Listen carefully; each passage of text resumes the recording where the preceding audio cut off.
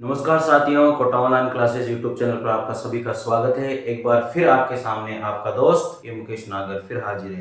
साथियों, हम लोग चल रहे थे, मैंने एक आपको बताया भी है कि हम लोगों ने आदिकाल में प्रवेश कर लिया है और आदिकाल यहाँ पर हम लोगों ने स्टार्ट कर दिया था। पिछले वीडियो में हम लोग आगे बढ़ते हैं। साथियों, अगर चैनल पर पहली बार विजिट किया है तो जरूर सब्सक्राइब कीजिए, लाइक कीजिए, शेयर कीजिए और अपने दोस्त को जरूर प्यार दीजिए। चलिए बढ़ते हैं आगे। साथियों, आदिकाल में जो है हमने सबसे पहले देखा है अब रासो साहित्य। रासो साहित्य में हम लोग यहाँ पर अब स्टार्ट हो चुके हैं। अब रासो साहित्य जो है आदिकाल में आपने देखा होगा कि जो 4 श्रेणियों में हमने बांटा है आदिकाल को, उसमें से पहली श्रेणी हम लोगों ने स्टार्ट कर दी है, वो है रासो साहित्य। अब रासो साहित्य में जो रास शब्द है यानी कि जो रासो शब्द है उसकी उत्पत्ति कैसे हुई, अलग अलग राइटर के द्वारा, अलग अलग कवि और लेखकों के द्वारा अलग अलग शब्दों का प्रयोग किया गया। कोई कहता है कि इस शब्द से हुई होगी, कोई कहता है इस शब्द से हुई होगी। तो साथियों, यहाँ पर मैं आप लोगों को ये बता रहा हूं कि रासो शब्द की जो उत्पत्ति है, यहां से एक क्वेश्चन जरूर बनकर के आता है और एक क्वेश्चन 100% वो पूछता है कि किस तरह से, किस शब्द से रासो शब्द की उत्पत्ति हुई है। तो यह आप लोगों को अच्छे से याद रखना है। तो देखिएगा, आचार्य रामचंद्र शुक्ल कहते हैं कि जो रासो शब्द की उत्पत्ति है वो रसायन शब्द से हुई है। किससे हुई है? रसायन शब्द से हुई है। अब आपसे जैसे क्वेश्चन पूछा जाएगा कि रासो शब्द की उत्पत्ति जो है आचार्य रामचंद्र शुक्ल ने यहाँ पर किससे मानी है, 4 विकल्प में आप लोगों को दे देगा, रसायन, रासक और रहस्य और रास। तो आपको बताना पड़ेगा रसायन शब्द से जो उत्पत्ति है वो आचार्य रामचंद्र शुक्ल के द्वारा मानी गई है। तो ये सारी चीजें आपको पता होनी चाहिए। आचार्य प्रसाद द्विवेदी ने जो रासो शब्द की उत्पत्ति है वो किससे मानी है? रासक से मानी है। श्याम सुंदर दास कहते हैं कि जो रासो शब्द की उत्पत्ति है वो रहस्य से मानी है। दशरथ शर्मा कहते हैं कि जो रासो शब्द की उत्पत्ति है वो रास शब्द से मानते हैं। जो दशरथ शर्मा है वो किससे मानते हैं? रासो शब्द की उत्पत्ति रास शब्द से मानते हैं। तो इस तरह से आपको हर बात पता होनी चाहिए। हम लोगों ने स्टार्टिंग कर दी थी, अब हम लोग जो है 1 बाय 1 एक एक श्रेणी को हम लोग पढ़ेंगे। यहाँ पर धीरे धीरे हम लोग आदिकाल में प्रवेश कर चुके हैं हमारे हिंदी साहित्य के इतिहास के अंतर्गत। इसके बाद में है चंद्रबली शर्मा के द्वारा जो रासो शब्द की उत्पत्ति है वो रासक शब्द से मानी गई है। चंद्रबली शर्मा ने किससे मानी है रासो शब्द की उत्पत्ति? रासक शब्द से मानी है। गार्सद तासी जो रासो शब्द की उत्पत्ति है वो राजसूय शब्द से मानते हैं। किस शब्द से मानते हैं? राजसूय शब्द से रासो शब्द की उत्पत्ति कौन मानता है? गार्सद तासी मानते हैं। कवि जो श्यामल दास है वो रासो शब्द की उत्पत्ति रहस्य शब्द से मानते हैं। तो अलग अलग राइटर, अलग अलग कवियों, अलग अलग लेखक के द्वारा यहाँ पर माना गया है कि किस शब्द से रासो शब्द की उत्पत्ति हुई होगी साथियों। तो ये आपको याद रखना है।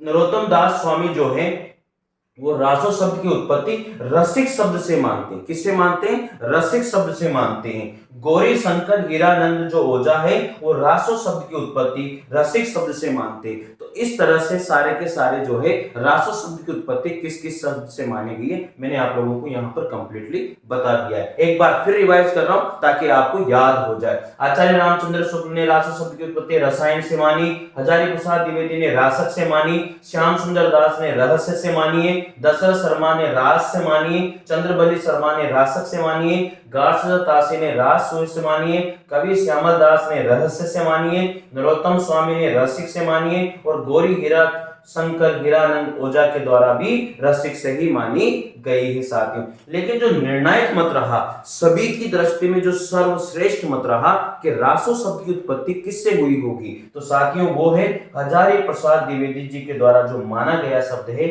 वो है रासक।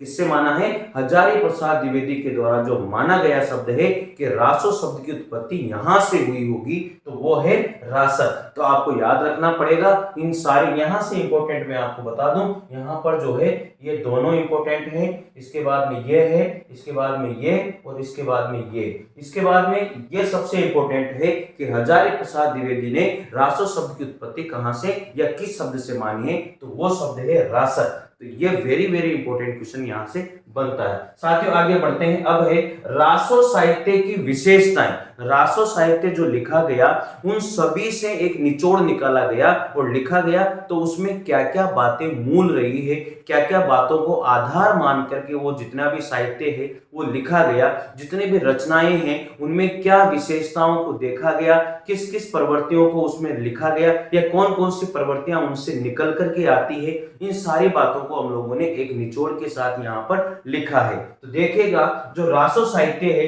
उसकी प्रवृत्तियां या उसकी विशेषताएं क्या रही होगी, इस बात का भी आप लोगों को ध्यान रखना है, क्योंकि प्रवृत्तियों से भी क्वेश्चन बन करके आ जाता है। प्रवृत्तियां जो होती है, जो विशेषताएं होती है, वहां से क्वेश्चन निश्चित रूप से बनकर के आता है, इसलिए पूरी की पूरी प्रवृत्तियां साथियों आपको याद होनी चाहिए।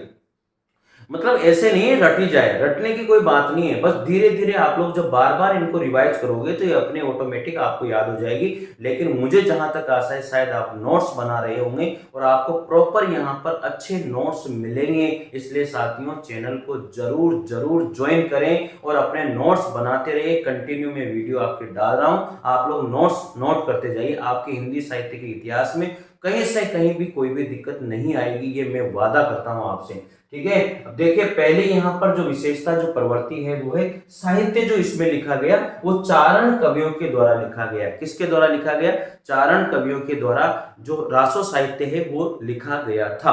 आगे बात करते हैं, चारण कवियों ने जो है आश्रयदाताओं का शौर्य, ऐश्वर्य और अतिशयोक्तिमय वर्णन किया है। जो कारण चारण कवि जो रहे हैं उनके द्वारा जो जहां पर ये इनके द्वारा जो कार्य किया गया और जिस राजा के अंडर में ये रहे, जिस राजा के साथ ये रहे, जिस राजा के दरबार में ये रहे, वहां पर इन्होंने एक ऐतिहासिक यानी कि शौर्य परंपरा, उनके ऐश्वर्य गान को बहुत बड़ा चढ़ा करके वर्णन किया था।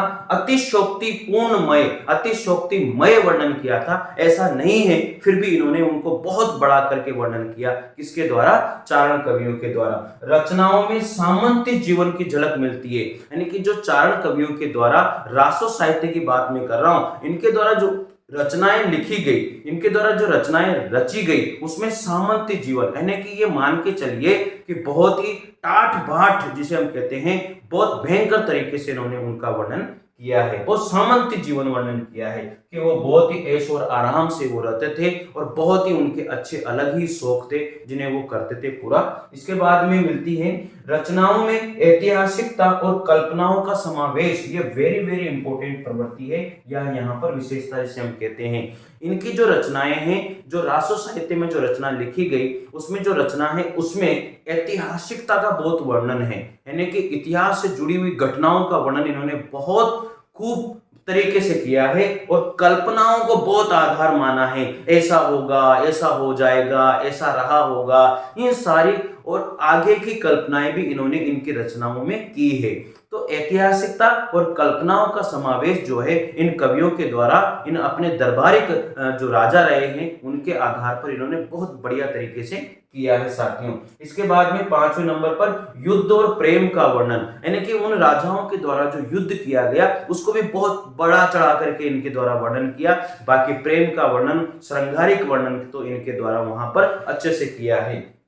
आगे अब मैंने जैसे आपको प्रेम की बात कही तो श्रृंगार वाली बात तो इसमें आनी ही है। जब प्रेम का वर्णन है तो वहां पर श्रृंगार रस ना आए तो फिर मामला ही गड़बड़ है। जैसे युद्ध की बात आ रही है तो वीर रस ना आए तो यह भी मामला गड़बड़ है। तो जब युद्ध और प्रेम की बात मैं करता हूं तो इसमें आपको पता होगा वीर और श्रृंगार रस की इसके अंदर प्रधानता रही है साथियों। अब एक एक हम लोग यहाँ पर जो भी इसकी जो रचनाएं रही हैं उनके एक एक रचनाओं के बारे में भी हम लोग वर्णन करेंगे और पढ़ेंगे निश्चित रूप से। चलिए, इसमें डिंगल और पिंगल शैली का प्रयोग रहा। किसके अंदर? रासो साहित्य की रचनाओं के अंदर डिंगल और पिंगल शैली का प्रयोग भी बहुत खूब तरीके से इसमें रहा है। अनेक भाषाओं और अनेक छंदों का वर्णन भी यहाँ पर किया गया है। अनेक भाषाओं और अनेक छंदों का वर्णन यहाँ पर रहा है। तो साथियों एक बार मैं फिर बताता हूँ, साहित्य जो रहा है वो चारण कवियों के द्वारा लिखा गया। चारण कवियों ने इनके आश्रयदाताओं का शौर्य और ऐश्वर्य और अतिशयोक्तिमय वर्णन किया है। इसके बाद में जो रचनाएं इन्होंने करी है उसमें सामंती जीवन का बहुत भयंकर तरीके से अपने दरबारी राजाओं का वर्णन किया है। इन रचनाओं में ऐतिहासिकता और कल्पनाओं का बहुत अच्छी तरह से इन्होंने समावेश रखा है। इसके बाद में युद्ध और प्रेम का वर्णन भी इनके द्वारा बहुत बढ़िया तरीके से कहा। वीर और श्रृंगार रस की प्रधानता इसमें रही है और आपको पता है जब युद्ध और प्रेम का वर्णन है तो वीर और श्रृंगार रस का वर्णन इसमें रहा ही होगा। डिंगल और पिंगल शैली का वर्णन इनके द्वारा किया गया। अनेक अनेक भाषाओं और छंदों का प्रयोग जो है इनके द्वारा यहाँ पर किया गया है साथियों। तो साथियों ये सारी की सारी बातें हम लोगों ने देखी, एक तो रासो शब्द की उत्पत्ति कैसे हुई और एक जो रासो साहित्य है उसकी क्या प्रवृत्तियां रही है, उसकी क्या विशेषताएं रही है, ये हम लोगों ने आज इस वीडियो के अंतर्गत जाना है। मेरे हिसाब से साथियों आप लोगों को समझ में आ गई होगी। आप देखिएगा यहां से स्क्रीनशॉट आप इसका ले लीजिएगा बहुत बढ़िया तरीके से। शायद आप लोगों ने स्क्रीनशॉट ले लिया होगा साथियों। साथियों जरूर जरूर प्यार दीजिए और आप जो है आप ही मेरे एक स्तंभ हो और इसके साथ ही इस मनोबल के साथ ही मैं आगे बढ़ता हूं साथियों। तो जरूर जरूर साथियों आप लोग नोट्स बनाइए। मिलते हैं साथियों अगले वीडियो के साथ, तब तक के लिए जय हिंद जय भारत। Thank you.